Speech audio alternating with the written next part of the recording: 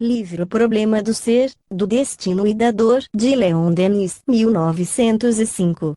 Continuação do capítulo 14. O esquecimento das existências anteriores é, em princípio, dissemos, uma das consequências da reencarnação, entretanto, não é absoluto esse esquecimento. Em muitas pessoas o passado renova-se em forma de impressões, se não de lembranças definidas. Essas impressões às vezes influenciam os nossos atos, são as que não vêm da educação, nem do meio, nem da hereditariedade. Nesse número podem classificar-se as simpatias e as antipatias repentinas, as intuições rápidas, as ideias inatas. Basta dissermos a nós mesmos, estudarmos-nos com atenção, para tornarmos a encontrar em nossos gostos, em nossas tendências, em traços do nosso caráter, numerosos vestígios desse passado. Infelizmente, muito poucos de nós se entregam a esse exame com método e atenção. Pode-se citar, ainda, em todas as épocas da história, um certo número de homens que, graças a disposições excepcionais do seu organismo psíquico, conservam recordações das suas vidas passadas. Para eles não era uma teoria pluralidade das existências, era um fato de percepção direta.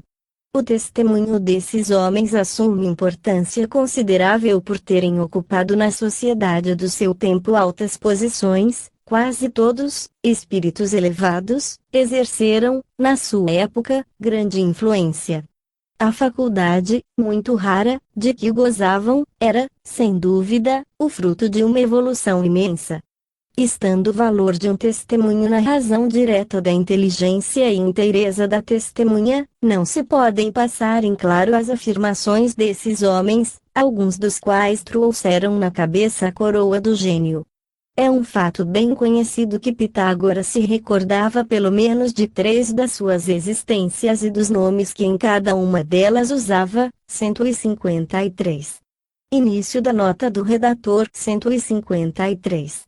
Herodoto, História, tomo 2, capítulo 123, Diogênes Laerce, Vida de Pitágoras, parágrafo 4 e 23.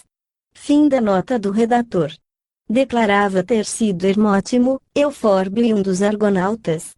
Juliano, cognominado apóstata, tão caluniado pelos cristãos, mas que foi, na realidade, uma das grandes figuras da história romana, recordava-se de ter sido Alexandre da Macedônia.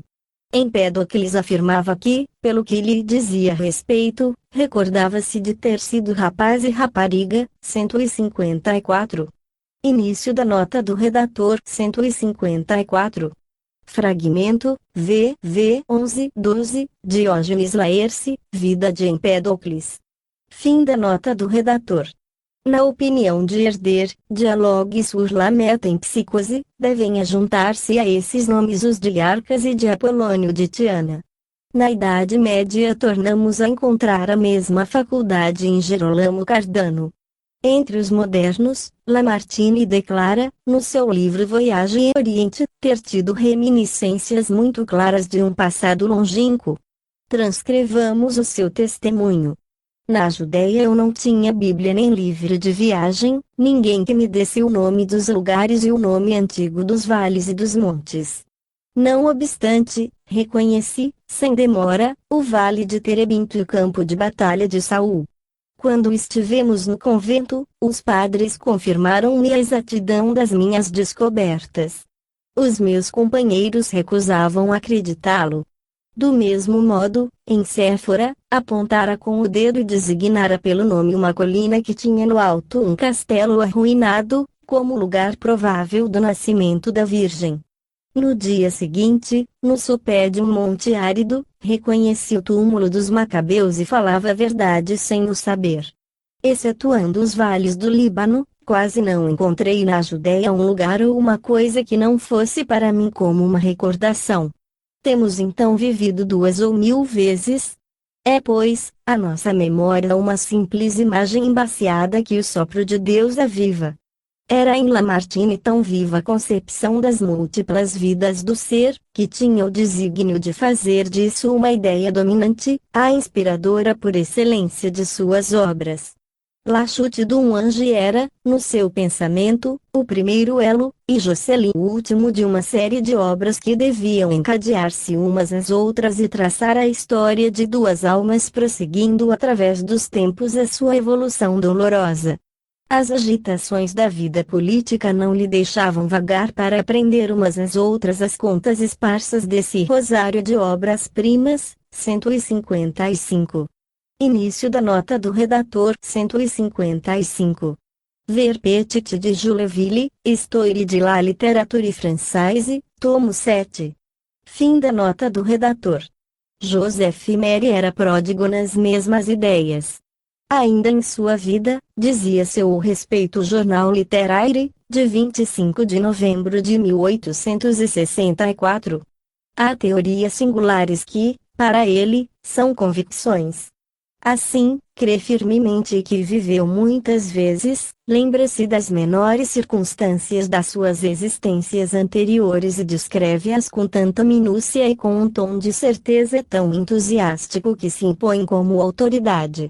Assim, foi um dos amigos de Virgílio e Horácio, conheceu Augusto e Germânico, fez a guerra nas Gálias e na Germânia. Era general e comandava as tropas romanas quando atravessaram o Reno. Reconhece-se nos montes e sítios onde acampou, nos vales e campos de batalha onde outrora combateu. Chamava-se Mímias. Cabe aqui um episódio que parece estabelecer um bom fundamento de que tais recordações não são simples miragens da sua imaginação. Um dia, em sua vida atual, estava em Roma e de visita à Biblioteca do Vaticano. Foi recebido por jovens noviços, trajando longos hábitos escuros, que se puseram a falar-lhe um latim mais puro. Méry era bom latinista em tudo, quanto dizia respeito à teoria e às coisas escritas, mas nunca experimentara conversar familiarmente na língua de Juvenal. Ouvindo esses romanos de hoje, admirando esse magnífico idioma, tão bem harmonizado com os costumes da época em que era utilizado com os monumentos, pareceu-lhe que dos olhos lhe caía um véu, pareceu-lhe que ele mesmo já em outros tempos havia conversado com amigos que se serviam dessa linguagem divina. Frases inteiras e irrepreensíveis saíam-lhe dos lábios, achou imediatamente a elegância e a correção, falou, finalmente, latim como fala francês. Não era possível fazer-se tudo isso sem uma aprendizagem e, se ele não tivesse sido vassalo de Augusto, se não houvesse atravessado esse século de todos os esplendores, não teria improvisado um conhecimento impossível de adquirir-se em algumas horas. O Jornal Littéraire, sempre a respeito de Méry, continua. A sua outra passagem pela terra deu-se nas Índias, por isso conhece-as tão bem que, quando publicou La Guerre du Nizam, nenhum dos seus leitores duvidou que ele houvesse por muito tempo habitado a Ásia. Suas descrições são tão vivas, seus quadros tão originais, faz de tal modo tocar com o dedo as menores minudências, que é impossível não tenha visto o que conta. A verdade marcou tudo isso com a sua chancela. Pretende ter entrado nesse país com a expedição muçulmana, em 1035. Lá viveu 50 anos, passou belos dias e fixou residência definitiva. Lá continuou a ser poeta, mas menos dedicado às letras que em Roma e Paris. Guerreiro nos primeiros tempos, cismador mais tarde, conservou impressas na sua alma as imagens surpreendentes das margens do rio sagrado e dos sítios hindus. Tinha muitas moradas na cidade e no campo, orou no templo dos elefantes, conheceu a civilização adiantada de Java, viu as esplêndidas ruínas que ele assinalei que são ainda tão pouco conhecidas. É preciso ouvi-lo cantar os seus poemas, porque são verdadeiros poemas essas lembranças a Swedenborg. Não suspeiteis da sua seriedade, que é muito grande. Não há mistificação feita à custa dos seus ouvintes, há uma realidade da qual ele consegue convencer-vos. Paul Stapfer, em seu livro recentemente publicado, Victor Hugo La Guernesey, conta as suas palestras com o grande poeta. Este lhe expunha sua crença nas vidas sucessivas, julgava ter sido Esquilo, Juvenal, etc. Forçoso é reconhecer que tais colóquios não primam por excesso de modéstia e carecem um tanto de provas demonstrativas. O filósofo sutil e profundo que foi Amiel escrevia: quando penso nas intuições de toda a espécie que tive desde a minha adolescência, parece-me que vivi muitas dúzias e até centenas de vidas. Toda a individualidade caracteriza esse mundo idealmente em mim ou, antes, forma-me momentaneamente a sua imagem. Assim é que fui matemático, músico, frade, filho, mãe, etc. Nesses estados de simpatia universal, fui mesmo animal e planta. Théophile Gautier, Alexandre Dumas, Ponson do Terrail e muitos outros escritores modernos comungavam nessas convicções. Sucedia o mesmo com Walter Scott, segundo o testemunho de Lockhart, seu biógrafo, 156. O Conde de Hesse, na sua Histoire des Sciences Occultes, 157, diz. Início da nota do redator, 156. Ver Lockhart, vide W. Scott, 7, página 114. 157. Tomo 2. Página 292. Fim da nota do redator. Podemos citar o nosso próprio testemunho, assim como as numerosas surpresas que frequentes vezes nos causou o aspecto de muitos lugares em diferentes partes do mundo, cuja vista nos trazia logo à memória uma antiga recordação, uma coisa que não nos era desconhecida e que, entretanto, estávamos vendo pela primeira vez. Gustave Flaubert, em sua correspondência, escreve: tenho certeza de ter sido no Império Romano diretor de alguma trupe de comediantes ambulantes, e, ao reler as comédias de Plauto, surgem para mim como que recordações. As reminiscências de homens ilustres, em sua maioria, devem se juntar às de grande número de crianças. Aqui o fenômeno se explica facilmente. A adaptação dos sentidos psíquicos ao organismo material, a começar do nascimento, opera-se morosa e gradualmente, só é completa por volta dos 7 anos, e mais tarde ainda em certos indivíduos. Até essa época, o espírito da criança, flutuando em torno do seu invólucro, vive até certo ponto da vida do espaço, goza de percepções, de visões que, às vezes, impressionam com fugitivos vislumbres o cérebro físico. Assim é que foi possível recolher de certas bocas juvenis alusões a vidas anteriores, descrições de cenas e personagens sem relação alguma com a vida atual desses jovens.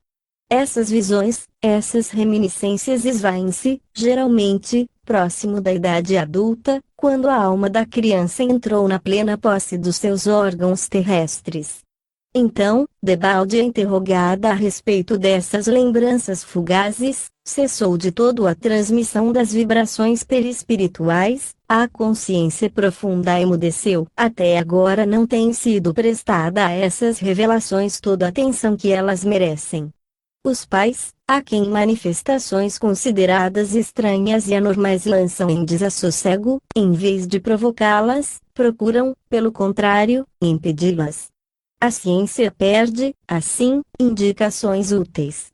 Se a criança, quando tenta traduzir, na sua linguagem afanosa e confusa, as vibrações fugitivas do seu cérebro psíquico, fosse animada, interrogada, em vez de ser repelida, ridicularizada, seria possível obter a respeito do passado elucidações de certo interesse, ao passo que atualmente se perdem na maioria dos casos. No Oriente, onde a doutrina das vidas sucessivas está espalhada por toda parte, dá-se mais importância a essas reminiscências, recolhem-nas, constatam-nas na medida do possível e, muitas vezes, é reconhecida a sua exatidão. Dentre 1000, vamos apresentar uma prova. Uma correspondência de Simla, Índias Orientais, ao Daily Mail, 158, refere que um menino, nascido no distrito, é considerado como a reencarnação do falecido Sr. Tucker, superintendente da comarca, assassinado, em 1894, por biscoitos. Início da nota do redator, 158. reproduzida por Le Matin e Paris Novelis, de 8 de julho de 1903, com o título Uma Reencarnação, Correspondência de Londres, 7 de julho.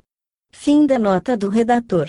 O menino recorda-se dos menores incidentes da sua vida precedente, quis transportar-se a vários lugares familiares ao Sr. Tucker. No local do homicídio pôs-se a tremer e deu todas as demonstrações de terror. Esses fatos são muito comuns em Burma, acrescenta o jornal, onde os reencarnados que se lembram do seu passado têm o nome de Winsas. C. de Lagrange, cônsul de França, escrevia de Vera Cruz, México, a Revue Spirit, em 14 de julho de 1880, 159. Início da nota do redator 159. Revue Spirit, 1880, página 361. Fim da nota do redator. Há 2 anos tínhamos, em Vera Cruz, um menino de 7 anos que possuía faculdade de médium curador. Muitas pessoas foram curadas, quer por imposição das suas mãozinhas, quer por meio de remédios vegetais que ele receitava e afirmava conhecer. Quando lhe perguntavam onde aprendera essas coisas, respondia que, no tempo em que era grande, tinha sido médico. Esse menino recorda-se, portanto, de uma existência anterior. Falava com dificuldade. Chamava-se Jules Alfonso e nascera em Vera Cruz. Essa faculdade surpreendente desenvolveu-se nele aos 4 anos de idade e causou impressão em muitas pessoas que, incrédulas a princípio, estão hoje convencidas. Quando estava só com o pai, repetia-lhe muitas vezes: Pai, não creias que eu fique muito tempo contigo, estou aqui só por alguns anos, porque é preciso que vá para outra parte. E, se lhe perguntavam, mas, para onde queres tu ir? Respondia, para longe daqui, para onde se está melhor do que aqui. Esse menino era muito sóbrio, grande em todas as ações, perspicaz e muito obediente. Pouco tempo depois, morreu. O Banner of Light, de Boston, 15 de outubro de 1892, publica a narrativa, abaixo transcrita, do honrado Isaac G. Forster, incerta igualmente no Globe Democrat, de S. Lewis, 20 de setembro de 1892, no Brooklyn Eagle e no Milwaukee Sentinel, de 25 de setembro de 1892. Há 12 anos habitava eu o condado de Effingham, Illinois, e lá perdi uma filha, Maria, quando para ela principiava a puberdade. No ano seguinte fui fixar residência no Dakota. Aí, nasceu-me, há 9 anos, outra filhinha, a quem demos o nome de Nelly. Assim que chegou a idade de falar, pretendia não se chamar Nelly, mas sim Maria, que seu nome verdadeiro era o que em tempo lhe dávamos. Ultimamente voltei para o condado de Effingham, para pôr em dia alguns negócios e levei Nelly comigo. Ela reconheceu a nossa antiga habitação e muitas pessoas que nunca vira, mas que minha primeira filha, Maria, conhecera muito bem. A 1 milha de distância está situada a casa da escola em que Maria andava. Nelly, que nunca vira, dela fez uma descrição exata e exprimiu-me o desejo de tornar a vê-la. Levei-a e, quando lá chegou, dirigiu-se diretamente para a carteira que sua irmã ocupava, dizendo-me: esta carteira é a minha. O jornal des Debates, de 11 de abril de 1912, em seu folhetim científico cita, sob a assinatura de Henri de Varigny, um caso semelhante colhido na obra do Sr. Fielding Hall, o qual se entregou a longas pesquisas sobre esse assunto. Há cerca de meio século, 2 crianças, um rapaz e uma menina, nasceram no mesmo dia e na mesma aldeia, na Birmânia. Casaram-se mais tarde, depois de haver constituído família e praticado todas as virtudes, morreram no mesmo dia. Maus tempos sobrevieram, e 2 jovens, de sexos diferentes, tiveram de fugir da aldeia onde se tinha desenrolado o primeiro episódio. Foram estabelecer-se em outra parte e tiveram 2 filhos gêmeos, que, em vez de se chamarem por seus próprios nomes, se davam entre si os nomes do par virtuoso e já morto do qual falamos. Os pais espantaram-se com isso, mas logo compreenderam o fato. Para eles, o par virtuoso se tinha encarnado em seus filhos. Quiseram tirar a prova. Levaram-nos à aldeia onde anteriormente haviam nascido. Reconheceram tudo, estradas, casas, pessoas e até as vestimentas do casal, conservadas, não se sabe por que razão. Um se lembrou de terem emprestado 2 rupias, moeda indiana, a certa pessoa. Esta vivia ainda e confirmou o fato. O Sr. Fielding Hall, que viu as 2 crianças quando elas ainda tinham 6 anos, achava uma com aparência mais feminina, esta albergava a alma da mulher defunta. Antes da reencarnação, diziam eles, viveram algum tempo sem corpo, nos ramos das árvores. Mas essas lembranças longínquas tornam-se cada vez menos nítidas e vão se apagando pouco a pouco.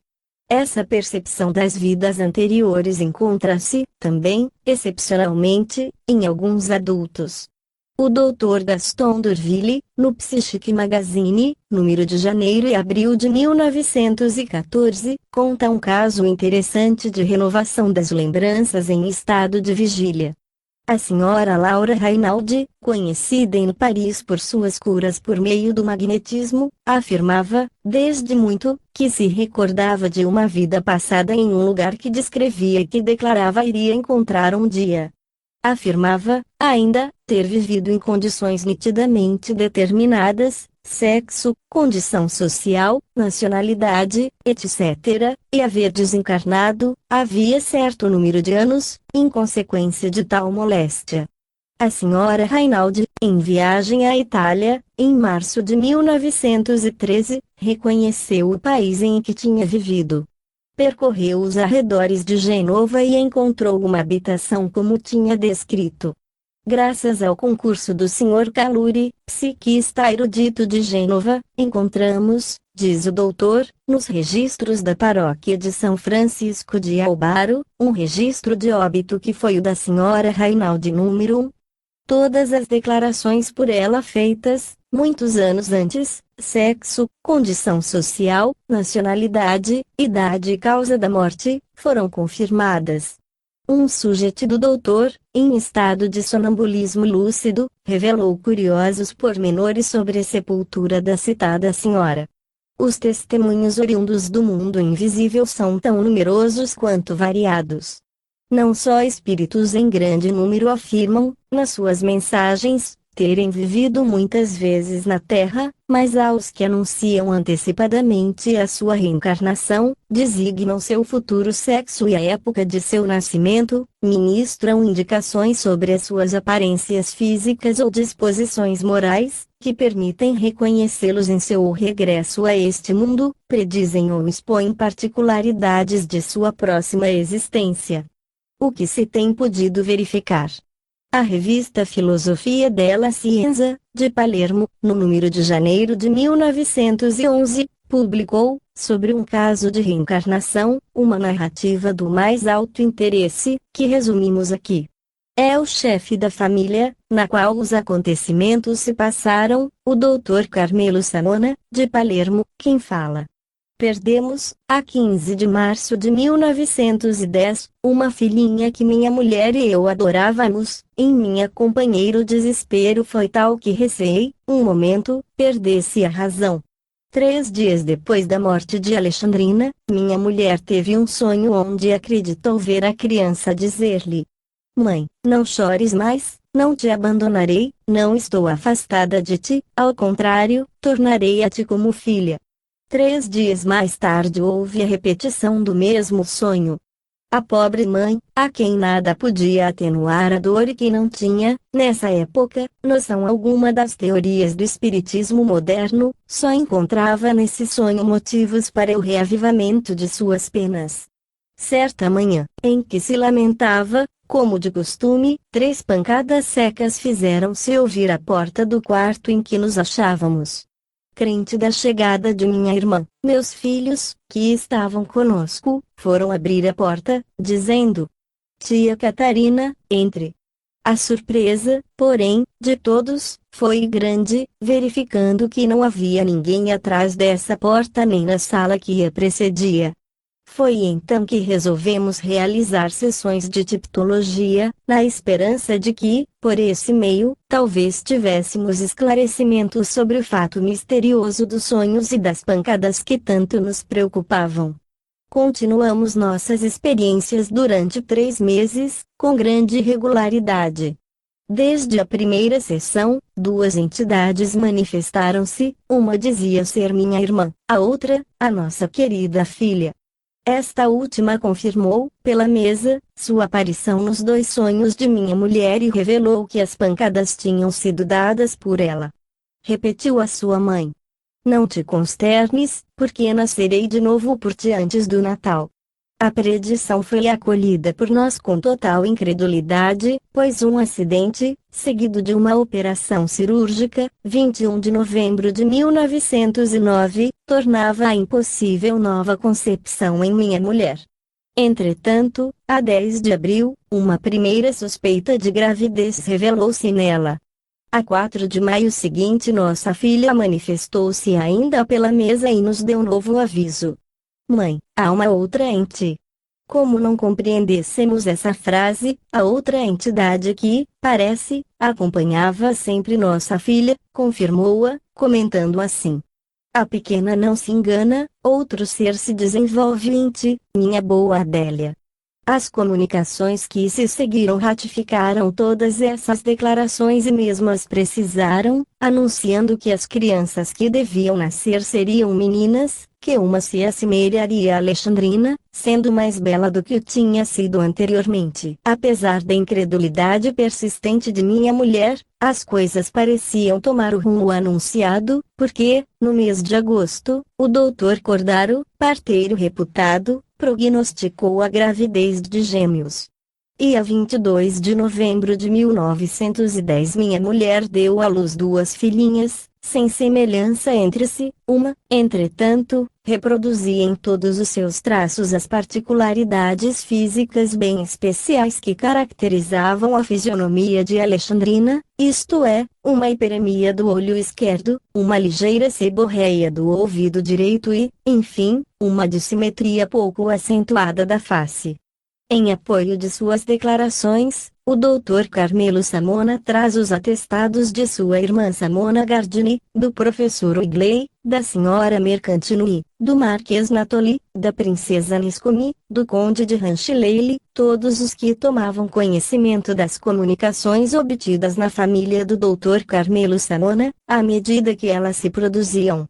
Depois do nascimento dessas crianças, 2 anos e meio são decorridos, o Dr. Samona escreve a filosofia della Scienza, dizendo que a semelhança de Alexandrina II com Alexandrina I tudo confirma, não só na parte física como na moral, as mesmas atitudes e brincadeiras calmas, as mesmas maneiras de acariciar a mãe, os mesmos terrores infantis expressos nos mesmos termos, a mesma tendência irresistível para servir-se da mão esquerda, o mesmo modo de pronunciar os nomes das pessoas que a rodeavam.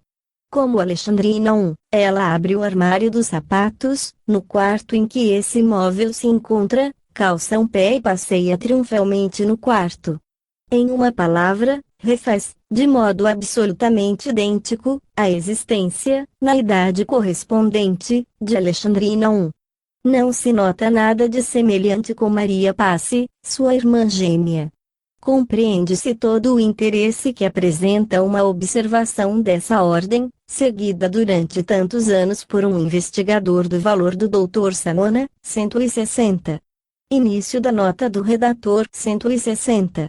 Análise de Ciências Psíquicas, julho de 1913, número 7, página 196 e seguintes. Fim da nota do redator.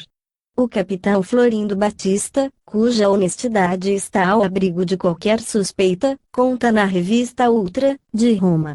No mês de agosto de 1905, minha mulher, que estava grávida de 3 meses, teve, quando já se havia deitado, mas ainda perfeitamente acordada, uma aparição que a impressionou profundamente.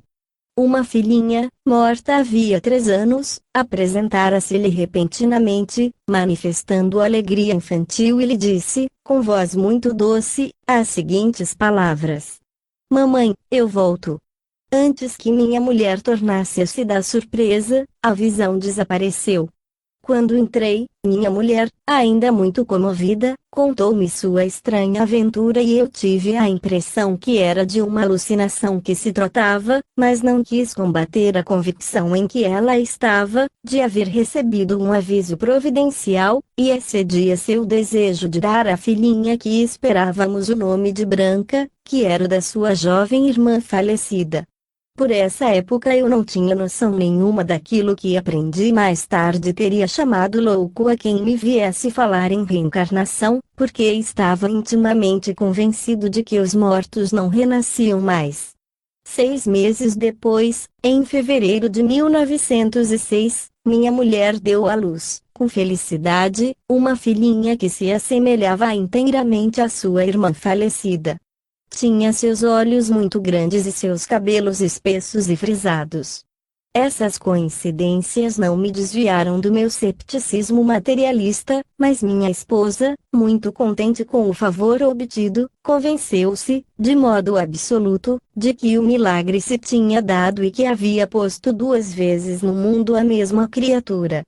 Hoje a menina tem cerca de 6 anos e, como sua falecida irmã, é muito desenvolvida física e intelectualmente. A fim de que se compreenda o que vou relatar, devo acrescentar que, durante a vida da primeira Branca, tínhamos como criada uma certa Mary, suíça, que só falava o francês. Tinha ela importado de suas montanhas uma espécie de canção. Quando minha filhinha morreu, Mary voltou para seu país e aberceu-se e se havia completamente apagado de nossas lembranças. Um fato verdadeiramente extraordinário veio trazê-la ao nosso espírito. Há uma semana, estava eu com minha mulher no meu quarto de trabalho, quando ouvimos ambos, como um eco longínquo, a famosa cantilena. A voz vinha do quarto de dormir onde havíamos deixado nossa filhinha adormecida. A princípio, emocionados e estupefatos, não lhe tínhamos reconhecido a voz, mas, aproximando-nos do quarto donde ela partia, achamos a criança sentada na cama e cantando, com acento nitidamente francês, a cantilena que nenhum de nós lhe houvéramos ensinado. Minha mulher, evitando parecer muito espantada, perguntou-lhe o que cantava e a criança, com uma prontidão de pasmar, respondeu que cantava uma canção francesa, posto que não conhecesse desse idioma senão algumas palavras que tinha ouvido pronunciar por suas irmãs. Quem te ensinou essa bela canção? Perguntei-lhe. Ninguém, eu a sei de mim mesma, respondeu-me ela, e acabou de cantá-la alegremente, como se nunca tivesse cantado outra em sua vida. O Sr. Th. Jaffeux, advogado na Corte de Apelação de Paris, comunica-nos o seguinte fato: 5 de março de 1911. Desde o começo de 1908, tinha como espírito guia uma mulher que havia conhecido em minha infância e cujas comunicações apresentavam um caráter de rara precisão, nomes, endereços, cuidados médicos, predições de ordem familiar, etc. No mês de junho de 1909, transmiti essa entidade, da parte de Père Henri, diretor espiritual do grupo, o conselho de não prolongar indefinidamente a morada estacionária no espaço. A entidade respondeu-me por essa ocasião: tenho a intenção de reencarnar, terei, sucessivamente, 3 reencarnações muito breves. Para o mês de outubro de 1909, anunciou-me espontaneamente que ia reencarnar em minha família e designou-me o lugar dessa reencarnação, uma aldeia do departamento do Euriet-Loir. Eu tinha, com efeito, uma prima grávida nesse momento, e fiz a seguinte pergunta: por que sinal poderei reconhecê-la? Terei uma cicatriz de 2 centímetros do lado direito da cabeça. A 15 de novembro disse a mesma entidade que, no mês de janeiro seguinte, deixaria de vir, sendo substituída por outro espírito. Procurei, desde esse instante, dar a essa prova todo o seu alcance e nada me seria mais fácil, depois de ter feito documentar oficialmente a predição e de conseguir um certificado médico do nascimento da criança. Infelizmente, encontrei-me em presença de uma família que manifestava uma hostilidade agressiva contra o espiritismo, estava desarmado. No mês de janeiro de 1910 a criança nascia com uma cicatriz de 2 centímetros do lado direito da cabeça. Ela tem, atualmente, 14 meses.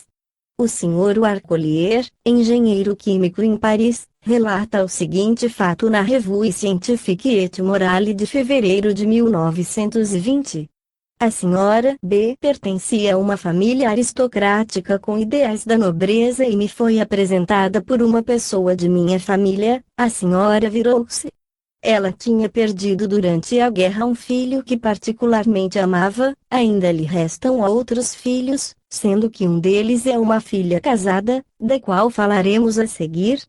Os detalhes relativos a esse caso são conhecidos de todos os amigos da senhora B, que haviam sido informados sobre o assunto no decorrer dos acontecimentos. Alistado voluntário no início da guerra, seu filho ganhou rapidamente os galões de subtenente, mas foi morto em combate. A mãe teve um sonho no qual viu o local preciso, um planalto da estrada de ferro, onde o corpo de seu filho estava morto. Graças a esse sonho, ela encontrou os despojos do rapaz e os enterrou no cemitério da aldeia vizinha. Alguns meses depois teve um outro sonho e viu seu filho, que lhe dizia: "Mamãe, não chores, vou voltar, não para ti, mas para minha irmã." Ela não compreendeu o sentido dessas palavras, mas sua filha teve um sonho semelhante, no qual via seu irmão novamente criança brincando em seu próprio quarto. Nenhuma nem outra pensava ou acreditava em reencarnação. A filha da senhora B, que nunca tivera filhos, desolava-se a esse respeito. Mas logo depois ela ficou grávida. Na noite que precedeu o nascimento, a senhora B reviu seu filho em sonho. Ele lhe falou ainda de seu retorno e lhe mostrou um bebê recém-nascido que tinha os cabelos negros, que ela reconheceu perfeitamente quando o recebeu em seus braços algumas horas mais tarde. A senhora B convenceu-se, mediante 1000 detalhes psicológicos e por traços curiosos de caráter, que essa criança era realmente seu filho reencarnado e, entretanto, afirma que antes não era reencarnacionista, era católica de nascimento e, por sua classe, totalmente simpatizante do clero, confessou que era absolutamente céptica, talvez até um pouco ateia, e nunca tinha frequentado nem os espíritas nem os teósofos. Indicamos neste capítulo as causas físicas do esquecimento das vidas anteriores. Não será conveniente, ao terminá-lo, colocarmos-nos em outro ponto de vista e inquirir se esse esquecimento não se justifica por uma necessidade de ordem moral? Para a maior parte dos homens, frágeis canas pensantes que o vento das paixões agita, não se nos afigura desejável a recordação do passado, pelo contrário, parece indispensável ao seu adiantamento que as vidas anteriores se lhes apaguem momentaneamente da memória. A persistência das recordações acarretaria a persistência das ideias errôneas, dos preconceitos de casta, tempo e meio, numa palavra, de toda uma herança mental, um conjunto de vistas e coisas que nos custaria tanto mais a modificar, a transformar, quanto mais vivo estivesse em nós. Deparar-se-iam assim muitos obstáculos à nossa educação, aos nossos progressos, nossa capacidade de julgar achar-se-ia muitas vezes adulterada desde o berço.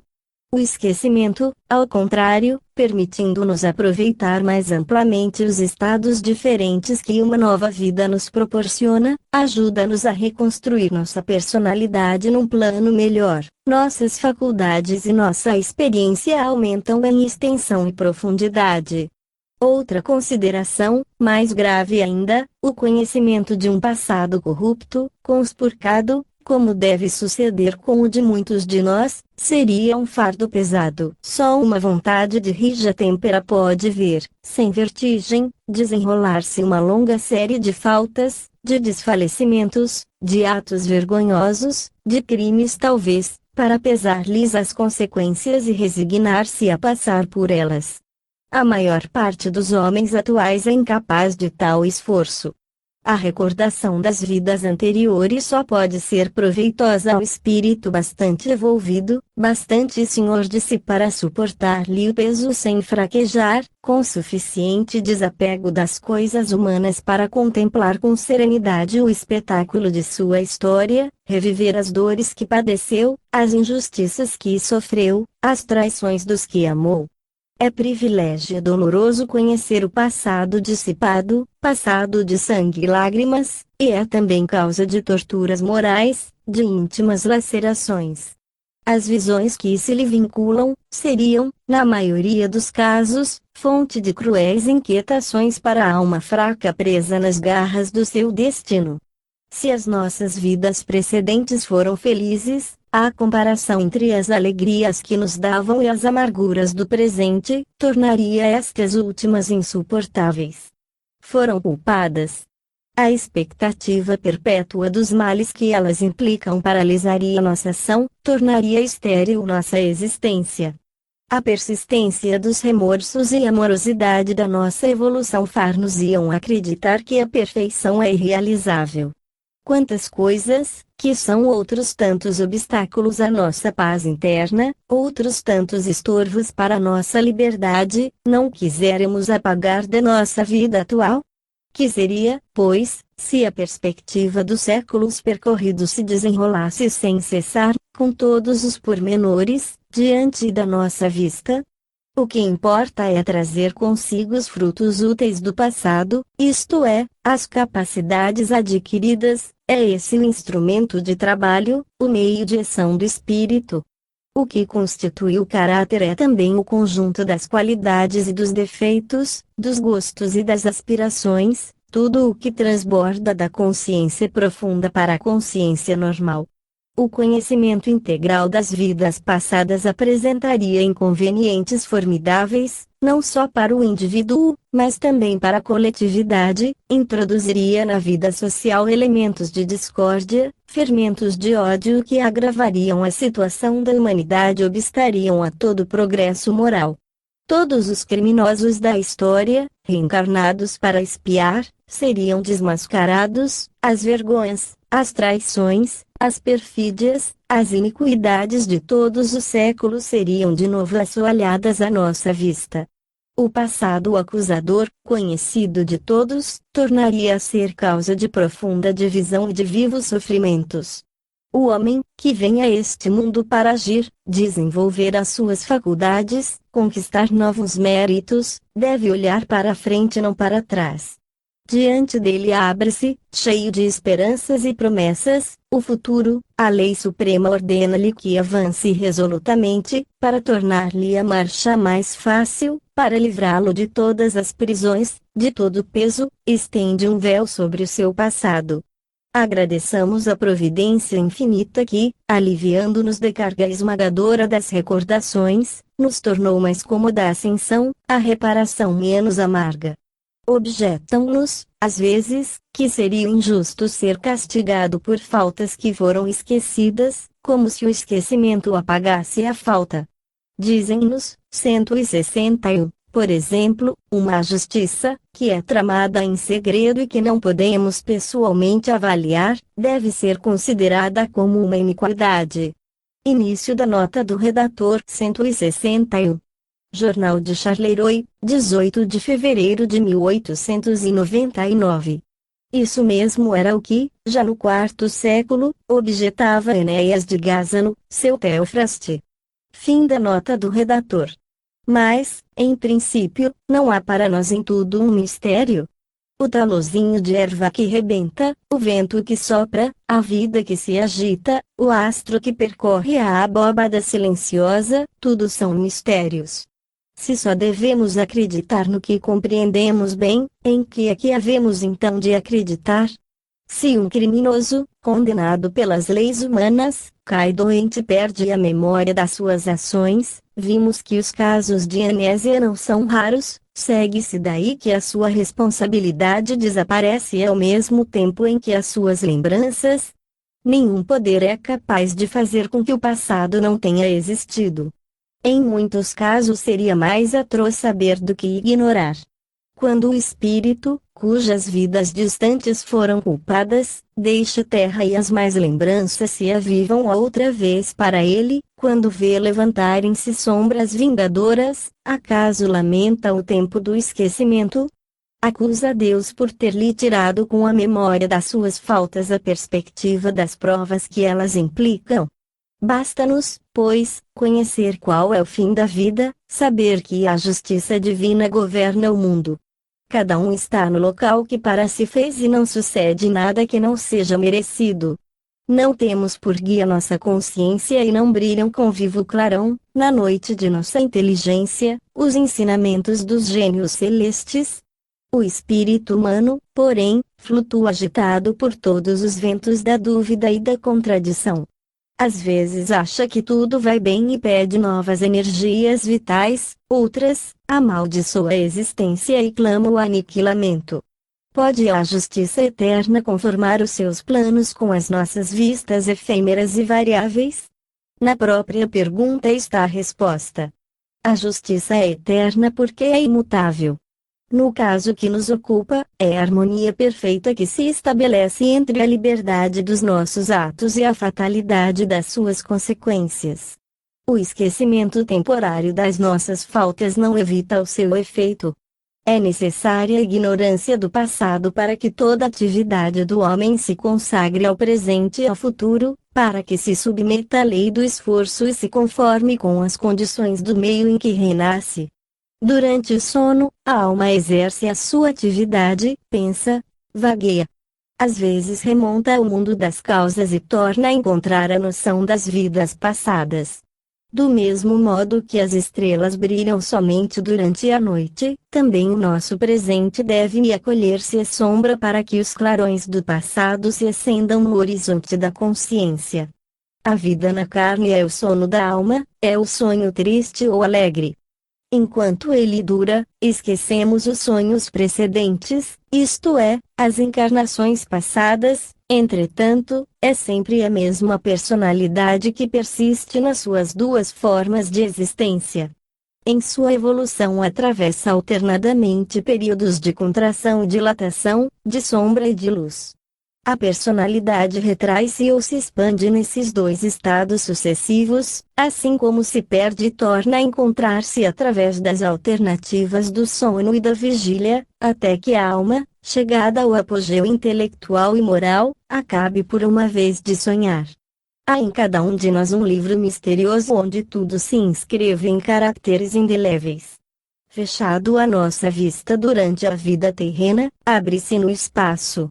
O espírito adiantado percorre-lhe à vontade as páginas, encontra nele ensinamentos, impressões e sensações que o homem material a custo compreende.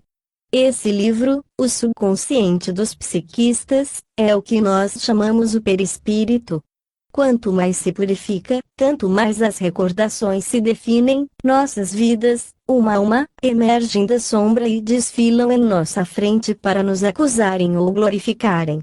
Todos os fatos, os atos, pensamentos mínimos, reaparecem e impõem-se à nossa atenção. Então o espírito contempla a tremenda realidade, mede o seu grau de elevação, sua consciência julga sem apelação nem agravo. Como são suaves para a alma, nessa hora, as boas ações praticadas, as obras de sacrifício. Como, porém, são pesados os desfalecimentos, as obras de egoísmo e iniquidade. Durante a reencarnação, é preciso relembrá-lo, a matéria cobre o perispírito com seu manto espesso, comprime, apaga-lhe as radiações. Daí o esquecimento.